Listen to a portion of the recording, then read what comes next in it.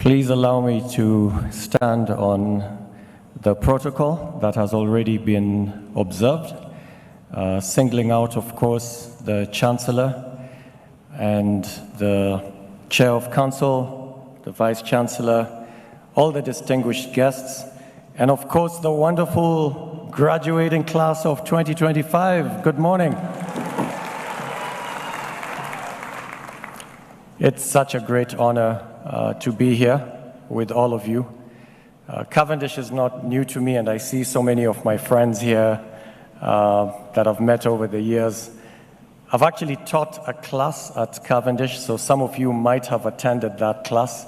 Are there any in the room who attended my class, who are graduating? You could lift your hands. I don't see any, but I did teach a class on innovation at Cavendish when I was visiting. Well, just looking at you and how smart you look, there are certain words of scripture that come to my mind right now, that you are wonderfully and fearfully made. You're wonderfully and fearfully made. You look beautiful. It almost reminds me of when a baby is born and the joy, the wonder at this creature that has just come into the world, and everyone's wondering, what will this child become? You know, unto us a child is born, and there's so much hope and expectation and just sheer wonder at this beautiful creature that has suddenly emerged. Well, that's kind of what I see right now in all of you, because in a certain sense, you have just emerged into a new world. So those of us who've been in it for a while, the adults in the working world, we just see this new creature that is being born today, that is looking so wonderfully and fearfully made, so beautiful, and we can't help but wonder, what will you become?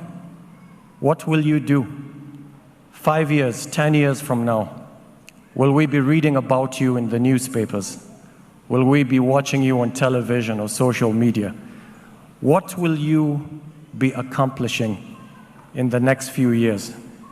It's with a sense of wonder that we look at you today and a lot of expectation, just thinking of what you will do. Now I want you to dwell on those words a bit longer, just linger on it, that you are wonderfully and fearfully made. Wonderfully, you have lots of talents. Fearfully, because you could use it for good or evil. You could do anything with such power. There's nothing wrong with power, by the way. Power is a good thing, but you can use it for good or evil. When you think of nuclear power, what an amazing discovery. You can use it to heal people, to power entire countries, or you can use it to destroy entire societies. It's entirely up to you. You're wonderfully and fearfully made. I once read a book that asked the question, where are the richest people in the world? And of course, you know, the author gives you time to think about it, and you're thinking, are they in Beverly Hills, in Hollywood? Where are they? Are they in Rhode Island, in the United States? Where are these richest people? And then the author reveals to you that they're actually in the graveyard. That if you go to the graveyard, you'll find the richest people ever. And as I was trying to unpack this, what is this author talking about? He goes on to write, I guess it's an apocryphal story, it never really happened, or who knows, maybe it did happen, where somebody shows up to heaven, and you know the gatekeeper is Saint Peter, so this person is welcomed into heaven, and Peter is showing him around heaven, so this is heaven, this is where the VIPs are, this is I don't know what. And then he says, and that man is the greatest general ever. And this historian who has just been welcomed to heaven is saying, what? I've never heard of him. He says, of course you wouldn't. He had the capability to be the greatest general that ever lived, but he just never did it. He did not discover his talent. He did not nurture it. He did not discover his mission. And there he is, the greatest general that never was. And that's what happens in a graveyard. People with incredible talent, with immense power, who tragically never discovered their capabilities, never identified their calling, never lived it. They could have been the richest people, the greatest people, but they lie dead in the graveyard. And let's hope that that's not what's going to happen to many of us today, that it'll be a different story. Let's come back to those words, "You're wonderfully and fearfully made." Am I making this up? Am I just using nice words, making you think well of yourselves, stroking your egos, but it's not true? No, I can see it. I've seen it so many times. That's why I love education. That's why I'm in education, because I see these people walk in, very fearful, unsure of themselves, and then after 4 years, 3 years of a certain process, they come out with much more confidence. They come out having discovered themselves, having skilled themselves, and now ready for the mission. I've seen it happen over and over again. And I see you now getting ready to go out into the world, maybe not knowing just how powerful you are. You just haven't discovered it. But if you do, it'll be a different story. I'll tell you something that happened on one of my trips to Uganda. I love coming here. My sister, Christine, maybe Christine, you can wave to them, you can stand and wave. And her husband, Emmanuel, Ima, please stand and wave to them. So I come to Uganda quite often. And on one occasion, and I love students, David Mutabanura here always catches me talking to students. So I had a session with a group of students. Most of them were from Makerere because it was near Makerere. And then I asked them, if I give you 10 items to memorize, every 2 seconds I mention another item until they reach 10. How many do you think you can give back to me? And most of them said 5, 6. There's one who said, I think I could do 7. And then I told them, okay, what if I tell you that you could give me all 10? All 10 of them. That it's not that difficult. Like anybody can do it. It's a secret power we all have. You just don't know how to activate it. You could do it. Then they sort of looked at me and marveled and said, that would be amazing. Then I said, oh, you think that's impressive? What if I told you you could give them back to me in the same order that I gave them to you? Number 1 is number 1, number 2 is number 2, all the way to number 10 is number 10. You give them to me in perfect order. Do you think you could do that?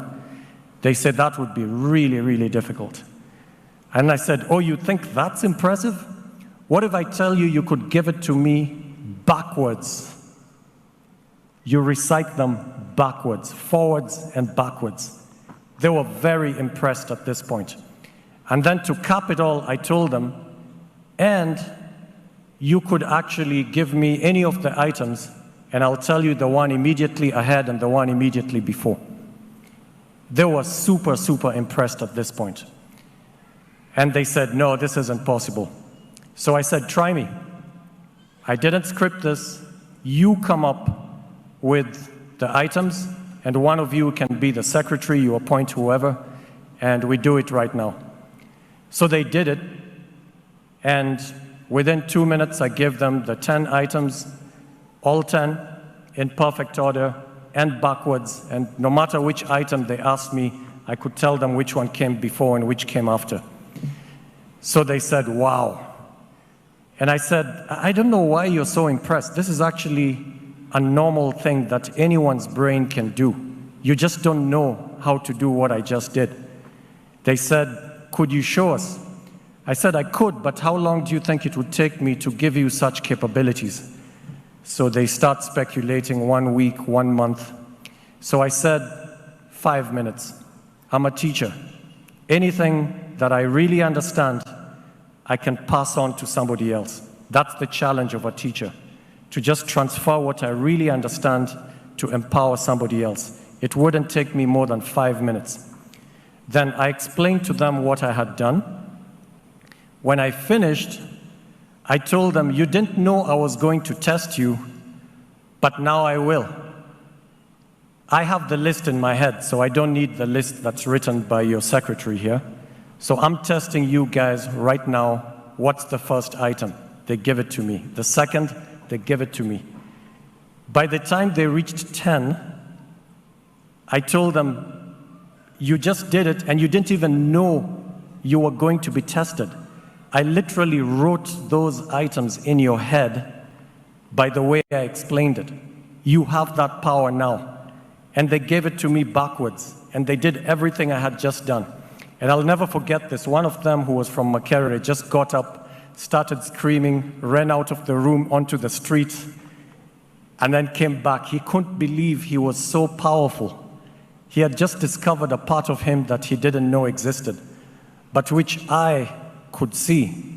Just as surely as I look at you right now, you're fearfully and wonderfully made.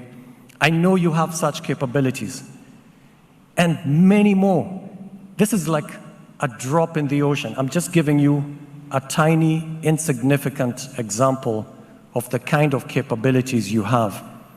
Now, some of those capabilities have been given to you right here at Cavendish. You have a lot of knowledge, a lot of skill. You just might not know how to deploy them, how to switch them on and get them working, how to put them at the service of a company, a nation, a society. You just might not know how to turn it on. That might be the only missing factor. But if you learn how to do that, you are really powerful. So you might think you know yourself, but remember Socrates, his first lesson, anytime somebody came to him and said, teach me, he would say, know thyself. Start by knowing yourself. And I'm inviting you to discover what I can already see in you.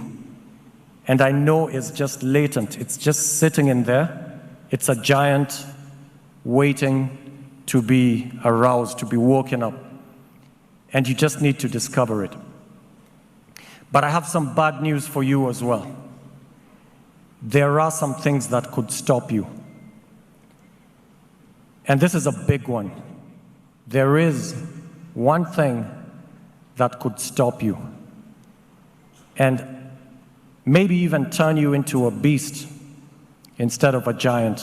Instead of being a force for good, you could be a force for evil if you don't get this one lesson. And that one lesson is the word values. Values will make you or break you. Thank you. Thank you for clapping. We think we know what values are, but I'm a teacher. I do not assume anything. You might have missed the point. You might have a different definition in your head. Have you ever asked yourself why we talk about values? Why do companies and organizations, institutions, talk about their core values and put it up on a plaque somewhere saying, these are our core values? Why do they do that? Is there a special magic in those words? Do they have a special power? What is it about values that makes them so important? And I put it to you that yes, there is a kind of magic in the word values.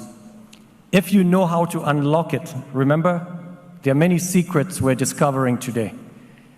If you properly understand what values are, you can unlock the secret in the word values and become, I would claim, all-powerful. This is serious, guys. This is dynamite if you understand what values are.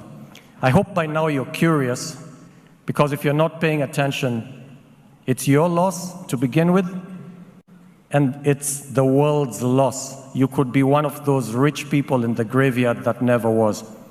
So do pay attention to this. This is my definition. There are many definitions. You can pick whichever you think gives you the most meaning. But I think of values as a belief that is so deep, it literally controls the way you think, the way you feel, and the way you act. It's a belief that is so deep, it literally controls the way you think, the way you feel, and the way you act. You can't go outside those parameters. You have like a boundary. In my family, the way I was raised, we don't do certain things. Like, I cannot be caught for the life of me doing any of those things. I can't. Something inside me rebels and says, don't go there. You can't do that. We don't do that. We do not do anything like that. And that's a value. It's a belief that is so deep, you can't transgress it. You can't go outside the boundaries that it sets. And it's also something that propels you forward. It's not just preventing you from doing wrong things. It pushes you to do certain things. You know the story of the Samaritan and this person who's lying on the side of the road, and everyone is too busy to help him. He's been beaten up by thieves, and people are saying, well, I don't have time. He's not one of us. And they just walk on by. Until you get this person whose values tell him, this is a fellow human being. This could be me. I can't just walk by. Yes, it's true. I have urgent things to do. I have places to go. I have things to do. This isn't one of them, but this is clearly more important than anything else that I have to do. This is a fellow human being lying on the side of the road. I've got to do something. Why did that person do it? It's because his values were pushing him to do it. Like, how can you live with yourself and you neglected somebody like that? Values are pretty powerful. How do you make judgments? That's the thinking part. So you hear somebody made a lot of money, billions, because they came with this very clever way of stealing the money, and they can't be discovered. You're given that story, and they tell you how much the person makes per minute. Then as you hear the story, your brain will make a judgment. And ask yourself, what judgment did it make? Did it say, wow, that is so clever, I wish I could have thought of that? That tells you something about yourself, because that's the judgment you're making. You're judging that it's something admirable rather than something despicable. Like, I would never do that. Like, that is terrible, because they are robbing ordinary people, their hard-earned money and savings. And yes, the person gets rich very fast, but look at the lives that he or she is destroying. So if your mind doesn't make that judgment, it tells you something about your values, your deep beliefs. They're not deep enough for you to judge that as a bad action and to react emotionally, saying, that's terrible. I would never do that. That person ought to be in jail. You're angry, legitimately so, if you have the right values. But if your reaction is, gosh, wow, I wish that was me. I wish I could make that kind of money that fast. You're totally disregarding the lives that were destroyed in the process. You're looking at the brilliance of the process itself. That tells you about your values. And before you know it, you will jump from thinking and feeling to acting. You'll be that bad player using that serious potential you have in the service of evil, simply because you have the wrong values. So values are powerful because it's a deep belief. It's deep. It's not like a surface, skin deep kind of phenomenon. This is something that is deeper, literally controls the way you think, the way you feel, and therefore the way you act. Now I'm going to ask you a question. How many of you want to be rich? Do you want to be rich? Are you sure? You want to be rich? I told you I'm a teacher. I do not assume anything. Do you know what it means to be rich? There's a bit of a pause here. Who are the richest people? Okay, we said the ones in the graveyard, but I'll change that to those who are alive. Who are the richest people on the planet? Do you think you know them? You've read about them. Are you sure those are the richest people?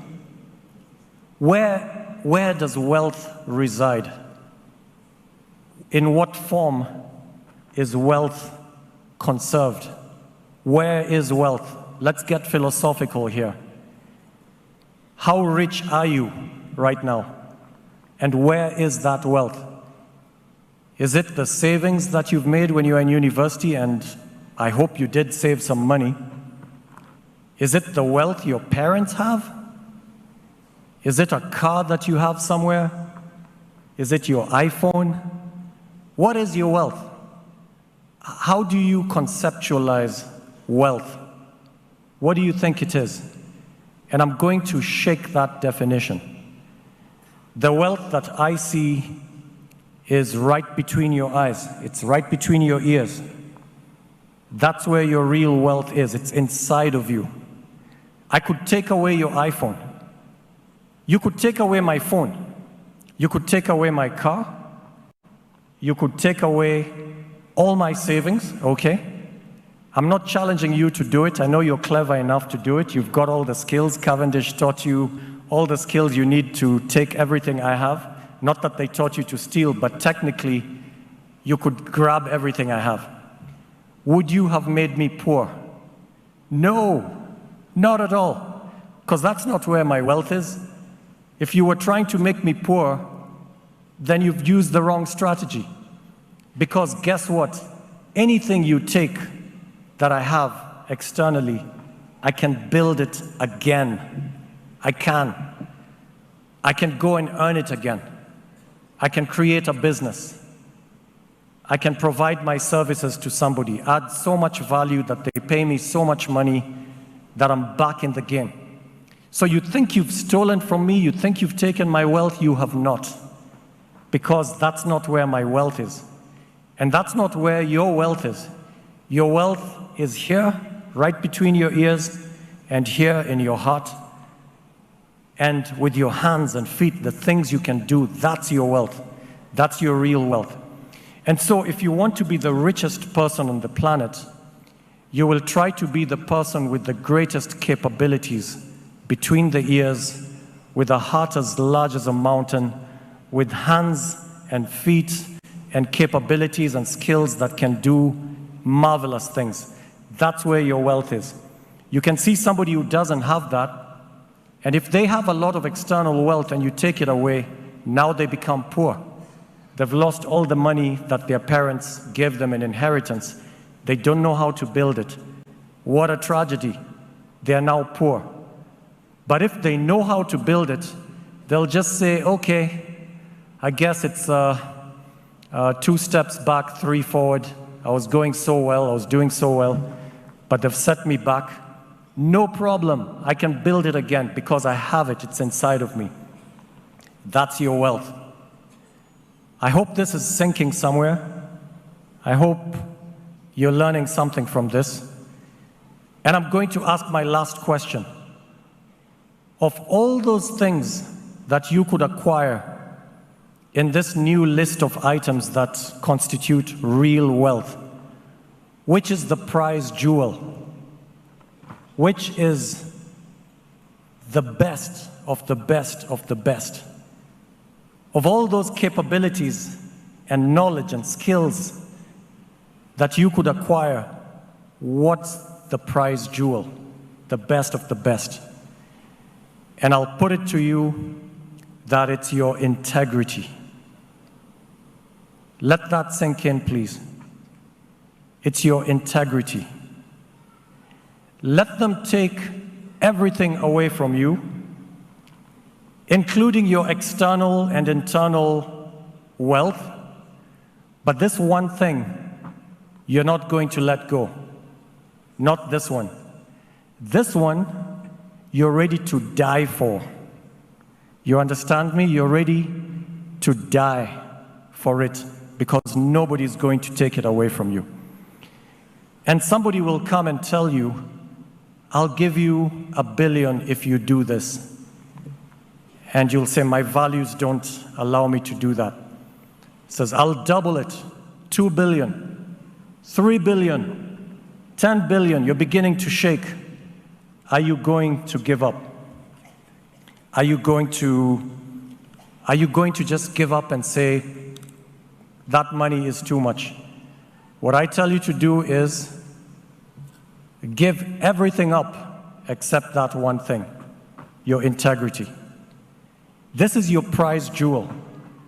And if you lose everything, they take your property, they throw you in prison, they threaten to kill you. But history remains, you did not give in. You are a man or woman of your word. You are ethical to the end.